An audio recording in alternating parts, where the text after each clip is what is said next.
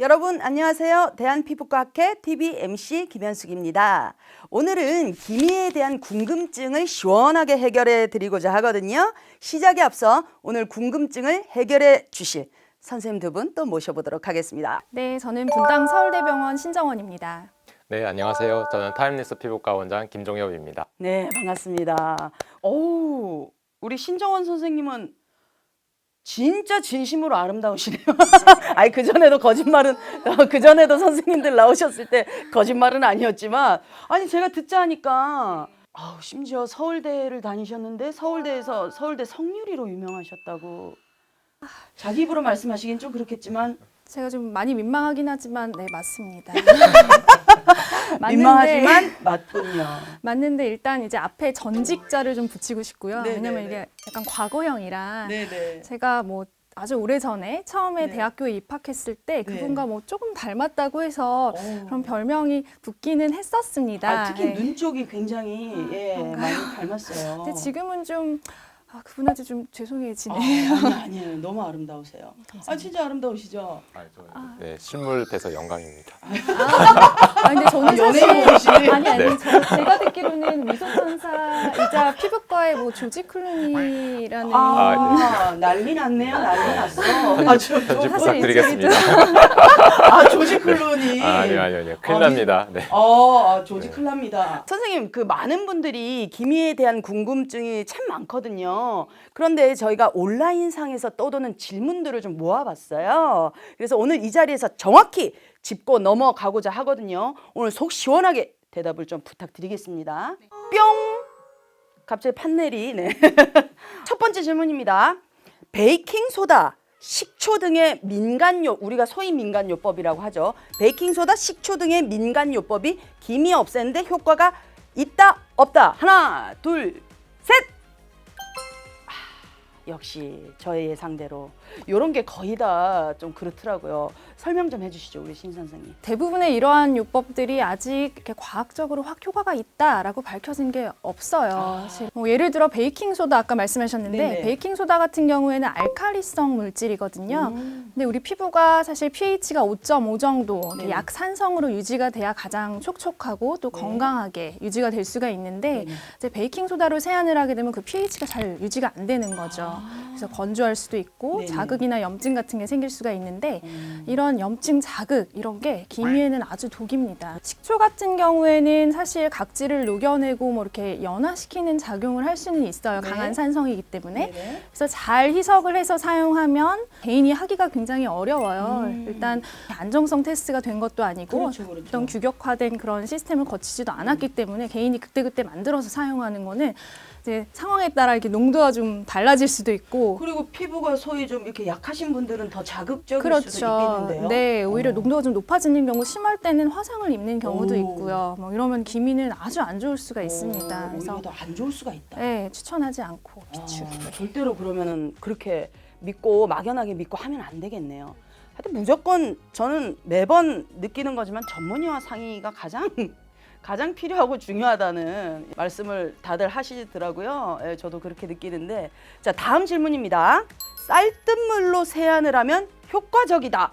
하나, 둘, 셋.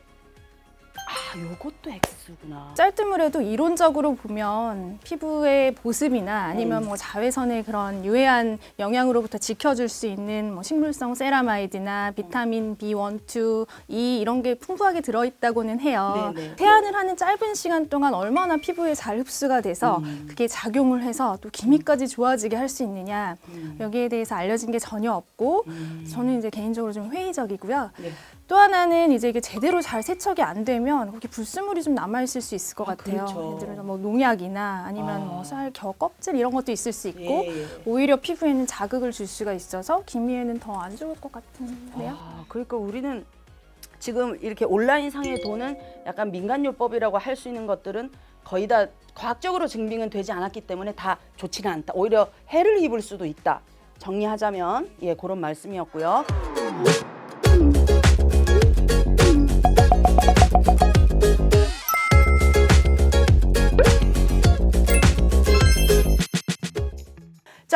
요것도 되게 궁금해 하셨어요. 피부가 검을수록 기미가 잘 생긴다? 하나, 둘, 셋. 아, 요건 O. 아, 검을수록.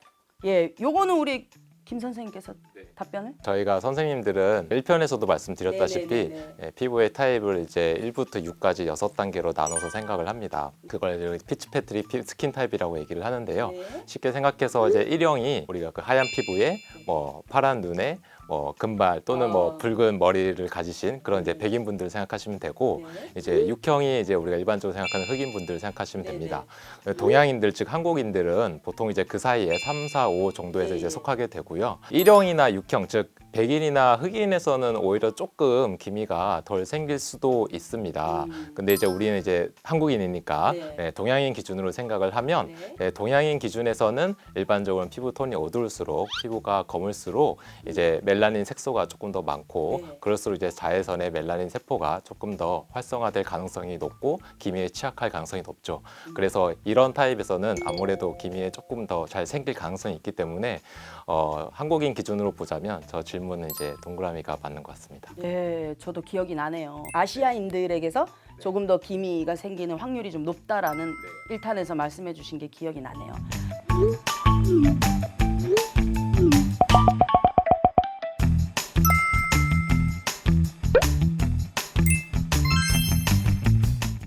아, 요것도 진짜 궁금해요. 요거는 아마 술 좋아하시는 분들도 좀 많이 공감하실 텐데. 자, 간이 안 좋으면 기미가 잘 생긴다? 하나, 둘, 셋. 아, 요건 다행이 아니군요. 아, 제가 왜 다행인지 모르겠지만. 이건 저도 그렇다고 좀 생각을 하고 있었는데요. 왜냐면 보통 우리가 간이 안 좋으면 이렇게 야, 너 빛깔이 간이 안 좋은 얼굴색이야? 뭐 이런 얘기 가끔 하거든요. 뭐죠, 선생님? 말씀하신 내용은 이제 어느 정도 일리가 있는 말인데요. 네. 우리가 기미에 대해서 이제 논에서 얘기를 하자면 네. 기미랑 간은 직접적인 인과관계 아직 밝혀진 건 없습니다. 네, 예, 근데 이제 말씀하신 것처럼 일반인 분들이 이제 간이 안 좋고 만성적으로 간 기능이 떨어져 있거나 하게 되면 정확하게 아직 밝혀진 건 아니지만 철의 대사에 좀 이상이 생겨서 네. 체내에 철이 축적이 되는 혈색소증이라고 하는 것이 생길 수 있는데 아마도 그러한 것 때문에 피부 톤이 조금 어두워지지 않나 이렇게 생각을 저희가 하고 있고요. 또 간이 나쁘면은 이제 모세혈관이나 이런데 좀 변성을 주거나 모세혈관이 확장이 돼서 피부가 조금 울긋불긋해 보일 수 있습니다. 또는 이제 빌리루빈 같은 것이 축적이 되면 피부가 조금 이렇게 누렇게 이제 보이시는 분들이 계시잖아요. 네, 네. 그래서 간이 안 좋으신 분들 이제 그러한 세 가지 이유 때문에 피부가 조금 어둡고 약간 모세혈관이 확장돼 있고 약간 누렇게 보이고 그런 것들이 생겨서 상대적으로 기미가 좀 도드라져 보일 수는 있다고 생각할 수는 있을 것 같아요. 네, 그러나 아직 기미와 직접적인 인간관계는 아직은 네, 전혀 직접적인 관계는 네. 없는 걸로 봐야 된다. 네. 아, 그렇군요. 기미는 어릴 때는 없다가 나이가 들면 생긴다? 하나, 둘, 셋. 아, 나이 드는 것도 서러운데. 기미마저. 기미 너마저. 어떻게 된 겁니까, 선생님? 아무래도 이제 여성 호르몬이 좀 더 활성화되고 임신과 연관이 있는 보통 이제 20대, 30대, 40대 이렇게 이제 나이가 들어가면서 조금 활성화될 가능성이 높습니다. 예, 그래서 이제 어릴 때는 주로 안 생기다가 20대부터 이제 서서히 나타나서 30, 40대 이제 임신과 출산을 이제 병행하시면서 악화될 가능성이 있어서 그래서 이제 나이가 들면서 기미가 이제 잘 생기는 건 맞는데 오히려 또 더 나이가 들어서 50대가 넘어가시고 폐경이 되시면 그러면 또 이제 여성 호르몬과 또 이게 연관이 있어서 또 갱년기가 네, 막 오고 막 이러잖아요. 네, 그러면 또 기미가 오히려 또 옅어지고 네, 좋아지는 경향도 있습니다. 네, 그래서 그럴 때는 또 어떻게 보면은 기미가 또 좋아질 수도 있어서 네. 사실 어떻게 보면 약간 이것도 세모와 동그라미 사이를 왔다 갔다 하는 예, 하지만 있긴 한데 좀 더 어릴 때보다는 네. 나이가 들었을 때 네. 예, 그런 의미에서 봤을 때는 네. O라고 할 수 있다라는 네, 맞습니다. 말씀이시죠. 네. 네.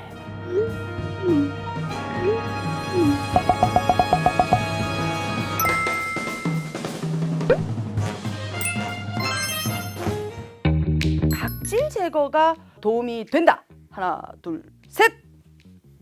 아, 요건 X. 아, 이것도 의외인데요.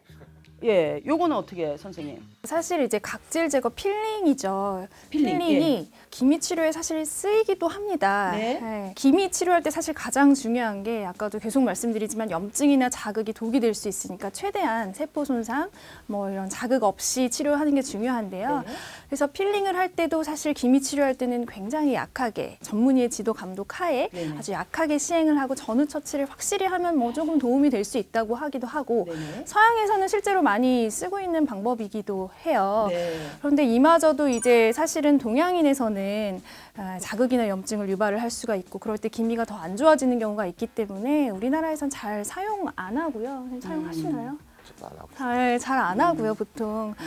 또 더 중요한 거는 전문의랑 이제 상의 없이 집에서 과도하게 이렇게 각질 제거를 하면 이게 컨트롤이 또 잘 안 되기 때문에 아 그럼 당연히 네. 왜 저희 그 여성들은 특히 목욕탕 같은 데 네. 가서 공중 목욕탕에서 이렇게 때미는 막 거. 예. 때밀고 이런 것도 진짜 피부과 의사들이 진짜 싫어요, 때미는 거를.